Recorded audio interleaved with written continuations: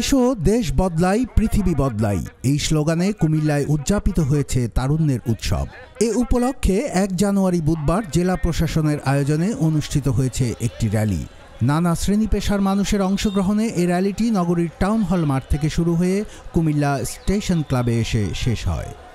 ইংরেজি নববর্ষের দিনে বর্ণাঢ্য এ র্যালিতে অংশ নিতে কুমিল্লার নানা প্রান্ত থেকে বিভিন্ন শ্রেণী পেশার মানুষ, সরকারি বেসরকারি দপ্তর ও বিভিন্ন শিক্ষা প্রতিষ্ঠানের ছাত্রছাত্রীরা সকাল থেকেই কুমিল্লার টাউন হল মাঠে এসে জড়ো হন।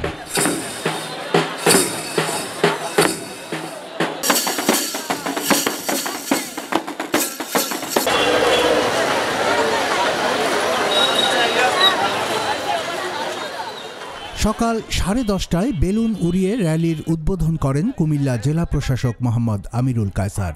এ সময় কুমিল্লার পুলিশ সুপার মোহাম্মদ নাজির আহমেদ খান ছাড়াও কুমিল্লা দক্ষিণ জেলা বিএনপির আহ্বায়ক আমিনুর রশিদ ইয়াসিন, কুমিল্লা মহানগর জামায়াতের আমির কাজী দীন মোহাম্মদ, মহানগর বিএনপির আহ্বায়ক উদ্বাতুল বারী আবু, সদস্য সচিব ইউসুফ মোল্লা টিপু সহ রাজনৈতিক নেতৃবৃন্দ উপস্থিত ছিলেন। র্যালি উদ্বোধনকালে কুমিল্লা জেলা প্রশাসক আমিরুল কায়সার বলেন, দেশব্যাপী তারুণ্যের উৎসব নামে যে কর্মসূচি নেওয়া হয়েছে সেই কর্মসূচির অংশ হিসেবে বছরের প্রথম দিনেই কুমিল্লা এ তারুণ্যের উৎসবে অংশগ্রহণ করতে পেরেছে। র্যালি শেষে কুমিল্লা স্টেশন ক্লাবে মাসব্যাপী বাণিজ্য ও তারুণ্যের মেলার উদ্বোধন করা হয়। মেলায় অংশগ্রহণ করেছে ১২০টিরও বেশি স্টল। কুমিল্লার ইতিহাস ঐতিহ্যের সঙ্গে জড়িত খাদি, বাটিক, চারুকারু ও মৃৎশিল্প সহ নানান বাহারি পণ্য এসব স্টলে স্থান পেয়েছে।